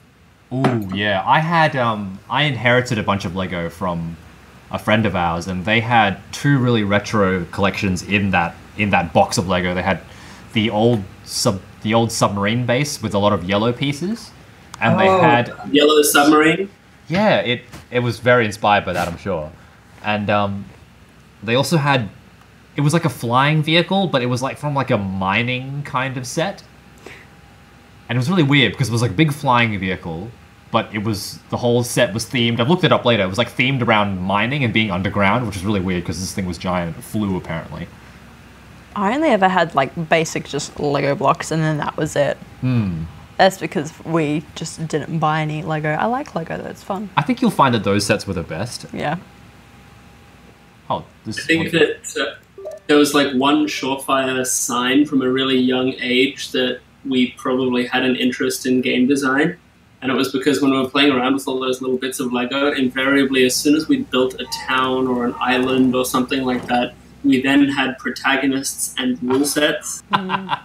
Like, there would be currency that actually mattered, and there would be like NPC quest givers that would exist in the world, and we'd sort of role play that was a real thing.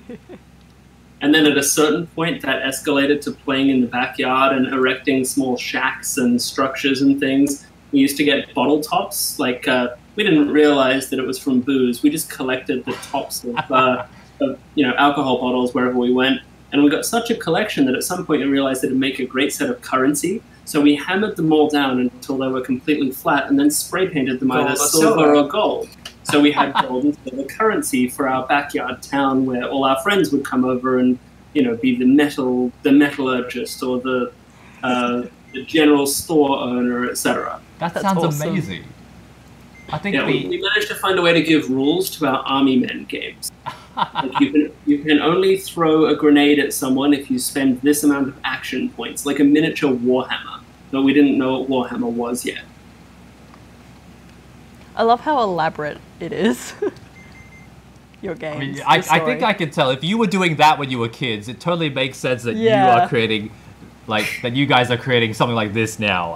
That makes that, that story makes perfect sense to me. Yeah, it's funny. There's this thing I like to bring up, which is Jamie Grissom with 30 Seconds of Fun. He was one of the developers of Halo, and he said that once you've found the 30 seconds of fun that is the core of your game, your job as a designer is to find new ways for the players to enjoy that same 30 seconds, but with a little variance here and there. Right. Maybe you've got a different weapon, or there's a different enemy, or there's a bunch of different variables, but it's the same core bit of fun, and you just keep on trying to make it fun again and again. Whereas I think our strategy tends to be, okay, we found 30 seconds of fun, let's find a different 30 seconds and point the player in that direction next. Yeah. We seem to massively disobey that rule of tight game design to get something finished. I was just about to say that sounds like what this is. This doesn't sound like 30 seconds of fun. This sounds like a lot of different 30 seconds. There's an awful lot of stuff going on. I mean, you haven't even looked at the engine room yet, but once you get to engine and power, you've got you've got all the different components you can purchase, and they all have different stats, and you can beef up the performance of your ship and whatnot. It's a really there's an awful lot of detail to this game that it was an interesting challenge to try and figure out where all of the detail points needed to be. What things do we need to streamline? What things were we okay with putting more depth into, more detail into? Yeah, I think it's. I wasn't sure what I, because I haven't actually played this game in a long time. I think the first time I played it was at PAX, and I think that might have been the last time I touched it. And I wasn't sure what to expect today. And it was definitely this has been brilliant. And this is not something that I usually play, to be honest. I'm usually playing games like Overwatch where I have to shoot a lot of stuff and then it's over. I'm just impressed that you haven't even been attacked yet.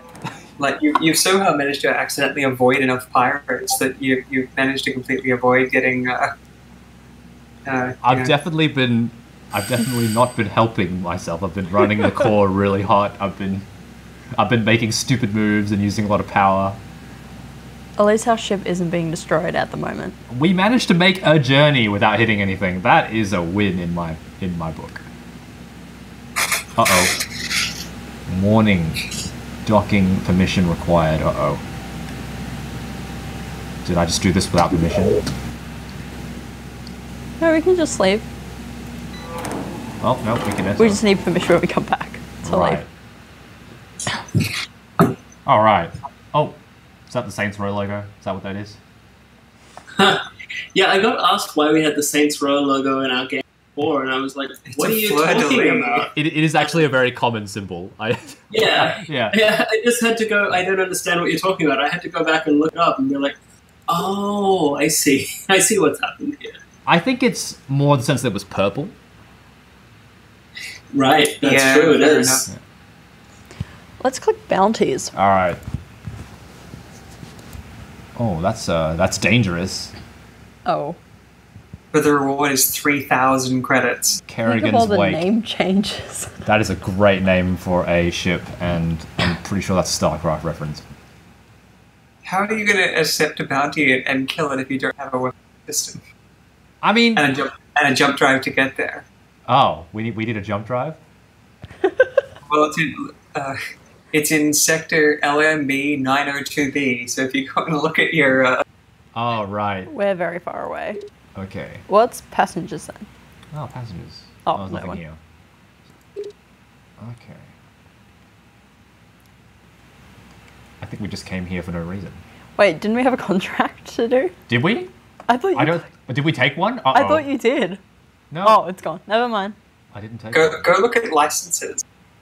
Licenses. Okay. So you can purchase the licenses to be able to work for different companies, which then activates contracts. Right. Okay. Well, let's get both of these. There we are. There we go. Oh, okay. Nice. Oh, there we are. Temperature controlled. Uh-oh. They'll require temperature controlled. Oh, here we go. just keep scrolling until we get one.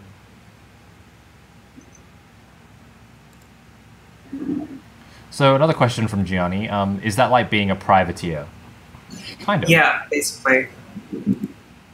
So, like, you can take contracts, like, you take a license with a different company and you get different contracts. And then if you do continued contracts for the same company, then they trust you more and they give you better contracts. So if you want to sort of power game, then the best way to do it is to pick a handful of companies, do their contracts and those ones exclusively for a while, because you'll find they get better ones and they have better rewards, etc. Okay. Gianni says this game is so my jam. This is... I'm really disappointed that Gianni's not here to enjoy this.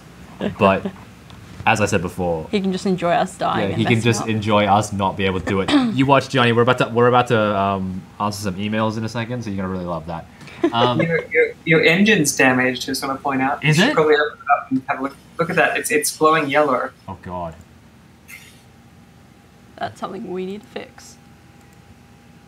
So click on the engine. Yep. Hit disconnect and then open. Oh, right. So we can address it.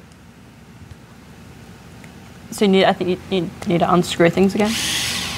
This is so Gianni. You'd love this. Okay. You gotta press the button.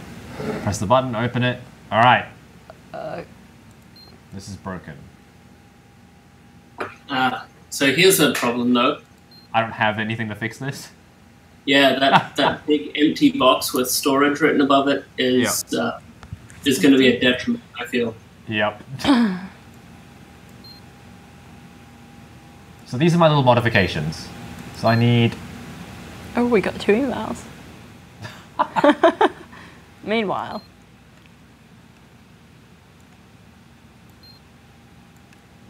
Okay. So this is, I assume, is damaged as well. Well, you can see the color around each one to indicate which one's damaged. Cleft on. Oh. Yeah, so okay, so that one's fine. That's fine. Yeah, okay. So we just need another one of these. So for this one there, Yep. like just click on it. Yep. Oh, damaged. And, okay, so there you go. It's a damaged Connex HN4. Right. What about the middle one? The middle one I think is fine. Oh, it's not nominal. So we need to go and buy one of those. Yeah, so you need a hap node. A hap node. Yep. Okay. So if you click on that, you can see. Oh, right. Yep. Okay, so if you now go to the component panel on the station, you can purchase a hap node and drag into that slot. Right. Okay, I'm gonna do that. This is the point where I would usually get out my pen and paper. And okay. I wouldn't be in goods, would it? It would be in... Maybe it would be. No, goods is like trading and stuff, right? Yeah. Okay. Ah, here we go. Yes. Alright. Well, I guess I could sell this broken one. I don't need it anymore. Hap node. Nope. Nope. Nope. Oh god. There are filters at the top there. Oh, right. Oh, that's helpful. That's a good... Hey! Look at that. Ooh, lots of different ones. +3 efficiency, +1 power drain, +3. I wanna build like the Holden Commodore of spaceships, so it needs to be the loudest, most energy consuming, but somehow slowest of all of them. Yep, I know what ship you mean. It's called the Proxima. It's a medium freighter. You want to start with that, and if you come out of this screen for a second and go to the one just next. Hang on. Oh, yeah, that one. Oh, yep. And click on modules. Yep. Whoa. So as you scroll down, you can see all the different modules you're able to buy for your ship. Right. So generators, batteries, nav computers, etc. And some of them are listed as brand new, but some of the others are optimized already. So one is optimized with stealth, one is optimized for better defense.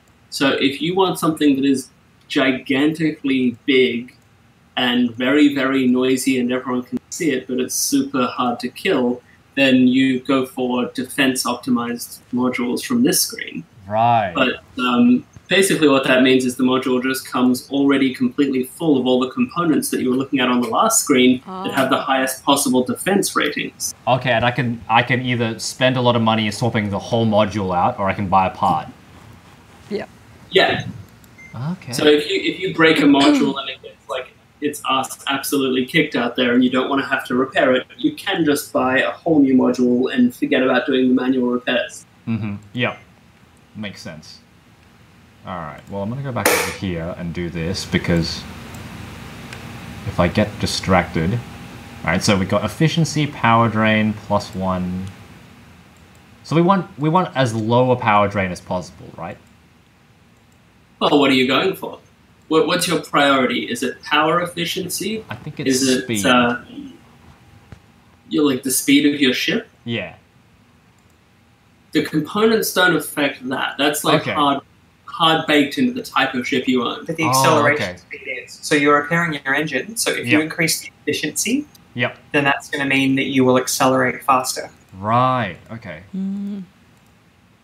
So notice that the Arakaki ones have a higher efficiency. So if you went to your engine room, to your main drive, and you replaced every component in there, and even filled up the empty slots with Arakaki ones, which have the highest efficiency, you would end up with an engine that is basically as efficient as you can get for that particular module type. Right. But then if you buy the best engine in the game, you can still basically overclock it effectively by putting better components in it. Okay. Alright, so I bought some spares, as Gianni has suggested. So if I don't replace this part, will the engine work? No. Right. So, if you go back to the engine... Oops. Hang on. Nope, that's my room. Engine... So open up your engine again. Yep, open. And notice the little multimeter at the bottom? The little display? See the way it's all the way in the red? Oh, okay. If you drag one of those components in... Right. So now it's running. You can see the efficiency level. Yep. So, for instance, if you wanted to make that more efficient, see some of the empty slots? Yep. You can fill those up. So right. Okay. Yep. That makes sense. So I can throw another one. Put your spare one in. I can throw another one over there. Will that help? Oops. Not really. Not really, but I would assume I would need to put something there for it to matter. That's right. Yeah. Okay. Cool. All right. So what would happen if I didn't screw it all back in? Would it break? It won't connect. All right. So you need to close the shield, screw everything back together again. Yeah. All right. Then this is starting it. Yep. Nice. All right. Close. Cool. All right.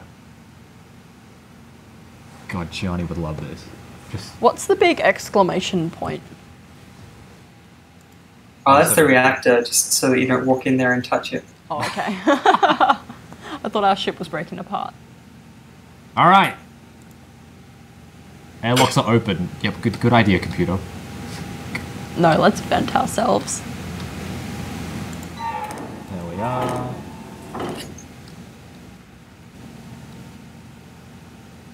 Undock. All right, let's try and find one more job to do.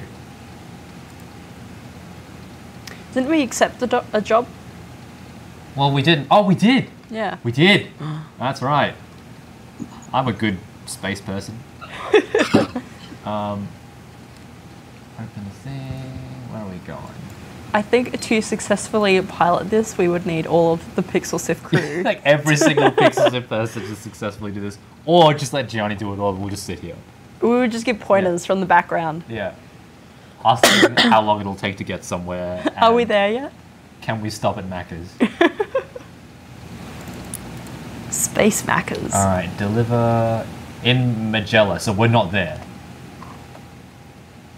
We need to go somewhere else.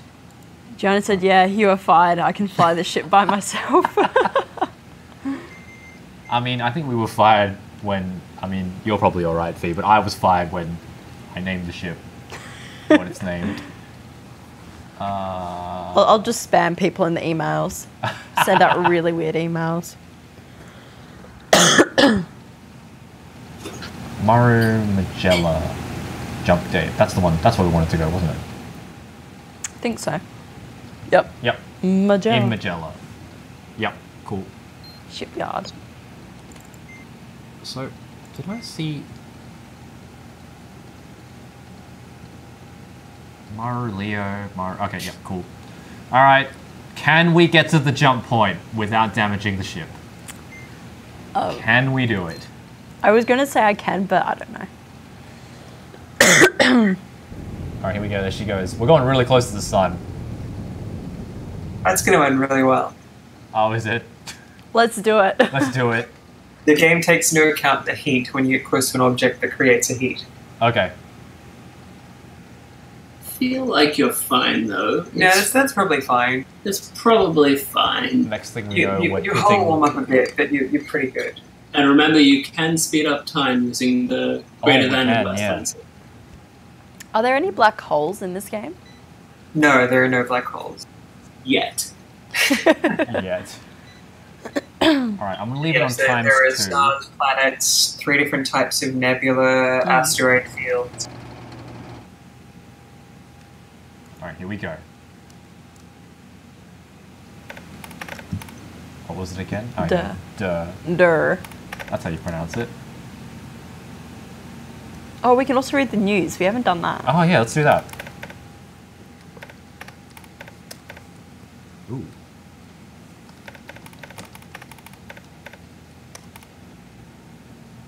Oh, it's a lot of text. Yep. Suzette. Les Sauvage. Chief Administrator for the... Uh-oh. No! Why? Crap! What are we hitting? The sun. Are we hitting someone else? We hit the... No, we hit the Franco, didn't we? We went past the sun. Oh. I think that's why. What did that do to us? Nothing, it just... Oh. The temperature just changed slightly. Okay. I thought we hit the Franco. That would have been funny. Oh my god. That was unbelievable. Johnny says we don't need to type in every time. Ah. What does that mean? Does that mean we can just go straight to mail.exe? I bet you we can. Yeah. Oh man. Oh my god. Look at us go. Yeah, but how am I gonna know how to spell mail.exe if I don't type in help first? So, this might be an artifact of Elissa kids in the DOS era, just before Windows. But when something had a .exe at the end of it, it just meant this is a file that you can run on its own. Right. And you could type it in with .exe if you wanted to, or you could just type the name of the file and it works either way. Okay. But regardless, dir was short for directory, and it just listed all the files in that directory. But there was no need to, like, that was just an FYI type thing. So there was no real need to type it in order to get something displayed and then go into it. So this obeys like all of the old DOS commands as we remember them when we were kids. Right. So there's, yeah, basically what I mean is type in mail or news and it works fine regardless of anything else you've done. Nice. Alright, okay, these are the people we now work for. Thank you for choosing to work for the Bowman? I don't know how to read. Bowman Company, Apollo's largest provider of basic foodstuffs. Oh, we're going to hit something again. Or are we docking? Oh, we might be docking. We might be here. I'm going to open the window. I like that. I like the window open. Okay, I think we're docking. Yeah, there we go. Alright. Nailed it. Nice. Alright, cool. Now we got to jump. Spinning up system sync manifolds. Alright. Done. Nice. Pay fee. 75 credits. Jump. I love it. Disco color purple.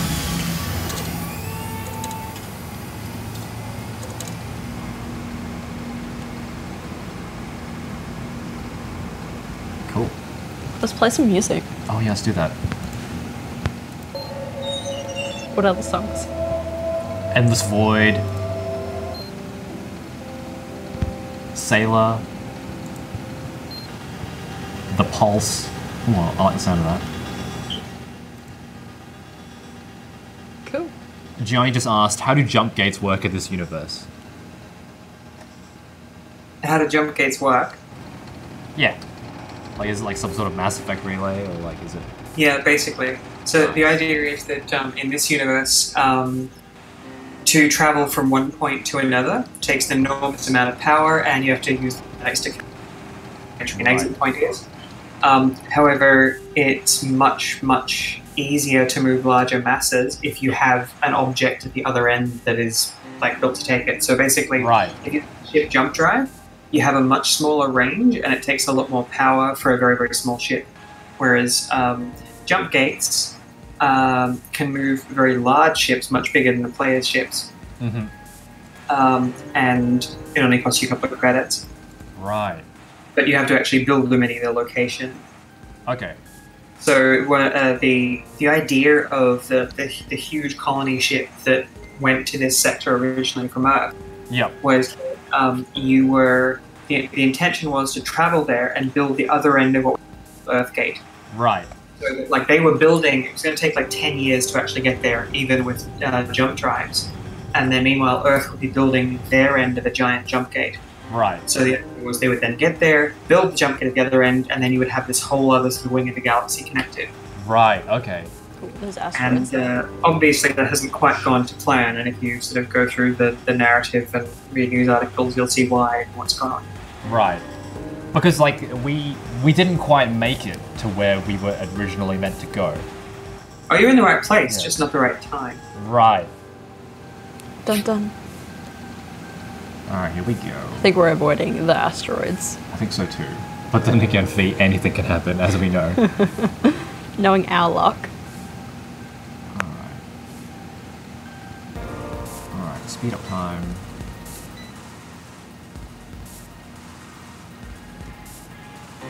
There is a circle there. Is that something we're going to run into? I think it's like... No, that's the orbital. Ah, right. Oh, we're not going to hit that planet, are we? No. Okay. You actually can hit planets and things like that. It's just that you got to consider relative size. That's yeah. So like just blow past it. Well, there's 3 different types of nebula. Oh. And one of them is fine. It just dampens all your emissions. Think like the Mutara Nebula from Star Trek 2. So that's dark nebula. You're fine with that. Yep. You've got charged nebula, and they do electrical damage if you go through them, which affects your systems kind of like very small EMP bursts, but it doesn't really damage your hull. Okay. Then you've got basically that increasingly bad. The one you really don't want to go into is a dichromatic nebula, because that causes gravitic fluctuations that rips apart your hull and damages your electrical system. Oh my god. Oh man. Something tells me that I would hit that immediately. Oh, and you notice that your navcom there is basically showing everything as everything as it's all blue. They're all blue colored icons and whatnot. It's because you got a very cheap navcom system. If you get a better one, then you get a bit more detail with the green hues. And if you get an expensive one, then you get one that's actually full color in VGA. Oh, okay. I want that one. I feel like we don't have enough money for it. It's not just aesthetics either. Like if you actually use like a full color navcom, it's easier to tell the difference between the different nebula types, for instance. Right. Okay. And which of the ships have different IFF beacons on, etc. Mm-hmm. Okay.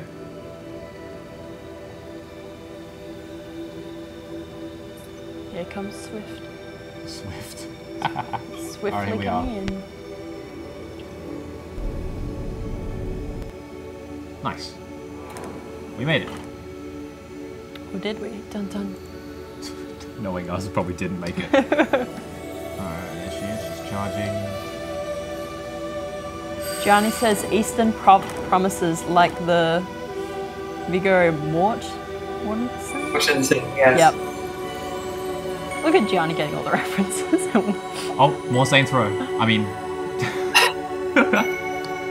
That's also the scout symbol. The scout. Yeah, it is. Oh, commerce, here we go. Oops, no, fail. Alright, there we go. Contracts, taken, deliver. Alright, well, I think that's a good place to end without blowing up. Yep. This has been, I keep forgetting to do the resets, but if you've been here the whole time and you're wondering what we've been doing, this has been Objects in Space by Flat Earth Games, and my name is Mitch, and this is Fiona, and I want to once again, thank you very much to our guests, Leigh and Elissa Harris, 2 of the developers that worked on this game. This has been a brilliant experience. Thank you very much for joining us. Thank you. Thank you for having us. And putting up with my initial not understanding of the game, and still putting up with my not understanding of the game. But I don't think this is the last you're going to see of Objects in Space on this channel. I know Gianni is very keen to play it, and I am very keen to learn how to play it. So anyway, thank you very much for joining us, the 10 or so people that were with us the whole time. And once again, thank you very much to Leigh and Elissa for joining us. No worries. You're Thank welcome. you. If you want to learn more about this particular game, we did speak to Leigh and Elissa on episode 34 of Pixel Sift. That was some time ago. But if you want to know more about how this game came to be and other things about the development of this game, please listen to that episode. And if you have the time. And Leigh, Elissa, before you go, how can people find out more about this game? Well, they can go to episode 34 of the show. No, they can go to objectsgame.com, and there is a whole heap of stuff on there, including our own forums, but it will be out tomorrow, and you can buy it already if you want to ahead of tomorrow. It's on Steam, it's on GOG, and that's a good way to learn, but otherwise, objectsgame.com. And you can find us on Twitter too if you feel like watching our bad puns and various bits of commentary. I'm Expect Problems on Twitter, and I'm Leigh Former. Excellent. Of what? I do not know. And in case you're watching this video from sometime in the future, tomorrow is the 29th of February 2019. Yeah, you can find it on Steam. not sure it is. No. Wait, is it? What are we? Oh no, it's not. I made a complete mistake. It's the 1st of March. Oh man. It's been a long day for me, to be honest. I'm sure there's a joke in there about marching orders. Yep. And at that point, Gianni's going to fire me. Anyway, thank you very much once again for joining us, Leigh and Elissa. The next time this channel goes live will be tomorrow. I'll play some Apex. Yeah, hopefully we'll be playing Apex Legends. And you'll definitely be seeing this game on the channel sometime in the near future. Alright, thank you very much. Bye-bye. See ya. Bye.